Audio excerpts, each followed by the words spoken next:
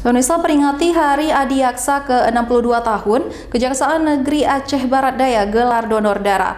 Kegiatan ini juga bekerja sama dengan UTD Rumah Sakit Tengku Pekan guna pemenuhan stok darah di rumah sakit. Kegiatan tersebut diikuti seratusan pendonor rutin. Seratusan warga mulai memadati halaman kantor Kejaksaan Negeri Aceh Barat Daya Kamis kemarin. Kegiatan yang bekerja sama dengan unit transfusi darah Rumah Sakit Tengku Pekan ini berlangsung di Aula Kejari setempat hingga Kamis sore. Kegiatan donor darah ini digelar dalam rangka memperingati Hari Adiaksa yang ke-62 tahun. Sejumlah instansi seperti Kodim, Polres, SKPK dalam kabupaten setempat juga ikut berpartisipasi.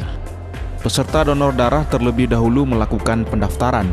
Setelahnya satu persatu dilakukan pengecekan kesehatan oleh tim medis dari rumah sakit.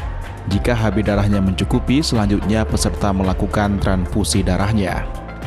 Dari seratusan peserta, sebanyak 33 kantong darah didapatkan. Sebagian peserta gagal melakukan transfusi darah karena HB darahnya tidak mencukupi. Ya, jadi pada hari ini, tanggal 14 Juli 2022, memang arahan kebijakan dari pusat supaya diadakan bakti sosial serentak secara bersamaan. Kita ucapkan terima kasih juga. Kita sudah minta bantuan dari personel TNI, ada 10 orang, dari Polres 10 orang, kemudian dari beberapa instansi yang ada di Pemda, pemerintah daerah Kabupaten Aceh Barat Daya, bahkan dari pihak bank, dan alhamdulillah juga dari Forkopimda.